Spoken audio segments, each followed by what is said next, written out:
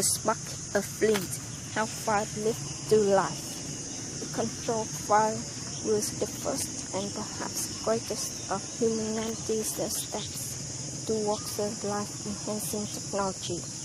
To early man, fire was a divine gift randomly delivered in the form of lightning, forest fire, or burning lava.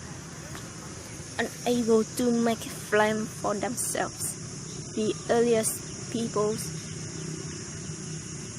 probably stored fire by keeping slow burning logs alight or by carrying charcoal in pots. How and when man learned how to produce flame at will is unknown. It was probably a secondary invention, accidentally made during tool-making operations with wood or stone. Studies of primitive societies suggest that the earliest method of making fire was through friction. European peasants would insert a wooden drill in a round hole and rotate it briskly between their palms. This process could be speeded up by wrapping coal around the drill and pulling on each end. The ancient Greeks used lenses or concave mirrors to concentrate the sun's rays, and burning glasses were also used by Mexican Aztecs and the Chinese. Percussion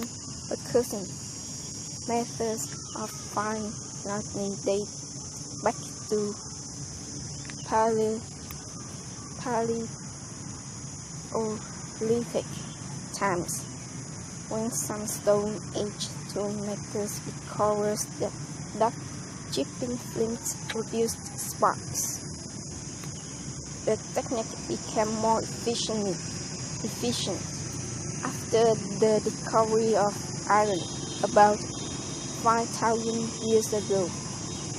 In Arctic North America, the Eskimos produced a slow burning spark by striking sparks against iron pellets, a compound that contains sulfur.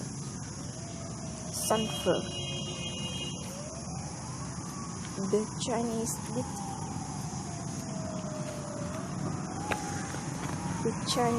their fires by striking porcelain with bamboo.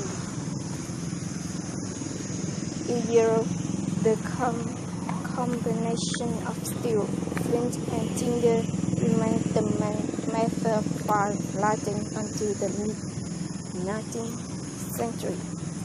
Fire lighting was revolutionized by the discovery of phosphorus,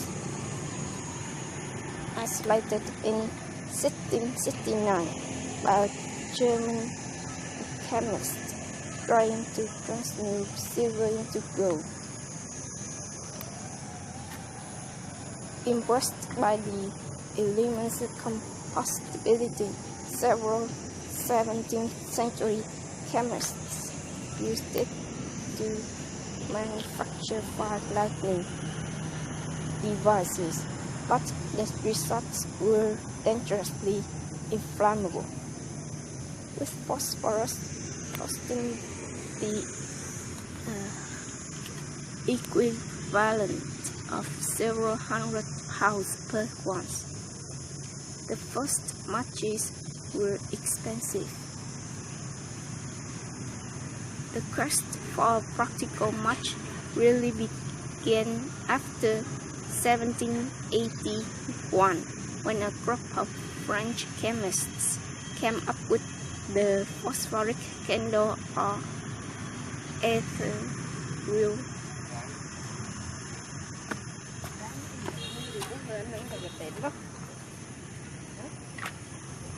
ethereal match, a sealed glass tube containing a twist of paper dipped with phosphorus. When the tube was broken, air rushed in, causing the phosphorus to self-combust. An even more hazardous device. Popular in America was the instantaneous light box, a bottle filled with phosphoric acid into which splints treated with chemical were dipped. The first matches resembling those used today were made in 1827 by John Walker, an English pharmacist who borrowed the formula from a military rocket maker called Conway, costing a shilling a box. Concretes were splints coated with sulfur and dipped with potassium chloride. To light them, the user drew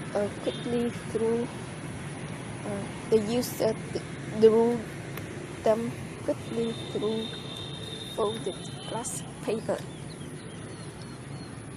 Walker never patented his invention, and 3 years later it was copied by a Samuel Jones, who marketed his product as Lucifer.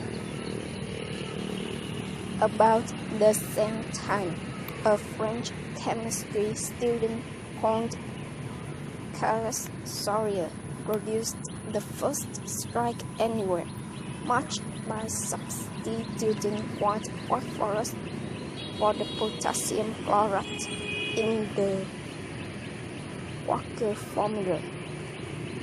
However, since white phosphorus is a deadly poison, from 1845, matchmaker exposed to its fumes succumbed to necrosis, and a disease that eats away jawbones. It wasn't until 1906 that the substance were eventually banned. That was 62 years after Swedish chemist Paul Pasch had discovered non-toxic red or amorphous phosphorus, a development exploited commercially by Pasch's compatriot G.E. Lundstrom in 1885. Lundstrom's safety matches were safe because the red phosphorus was non-toxic. It was painted on the striking surface instead of the match tip, which contains potassium chloride with a relatively high ignition temperature of 182 degrees centigrade.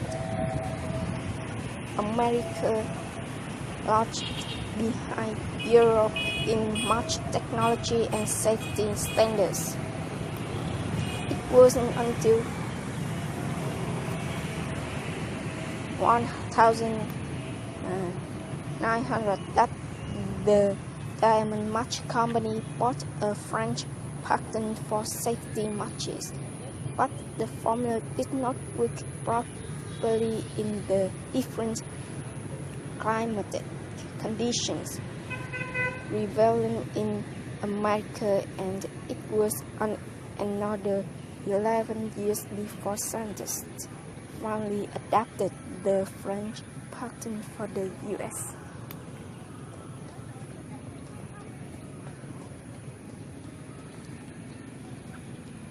The Americans, however, can claim several firsts in match technology and marketing. In 1892, the Diamond Match Company pioneered book matches. The innovation didn't catch on until after 1896, when a brewery had the novel idea of advertising its product in matchbooks. Today, book matches are the most widely used type in the US, with 90% handed out free by hotels, restaurants, and others. Other American innovations include an anti-afterglow solution to prevent the match from smoldering after it has been blown out, and the waterproof match, which lights after 8 hours in water.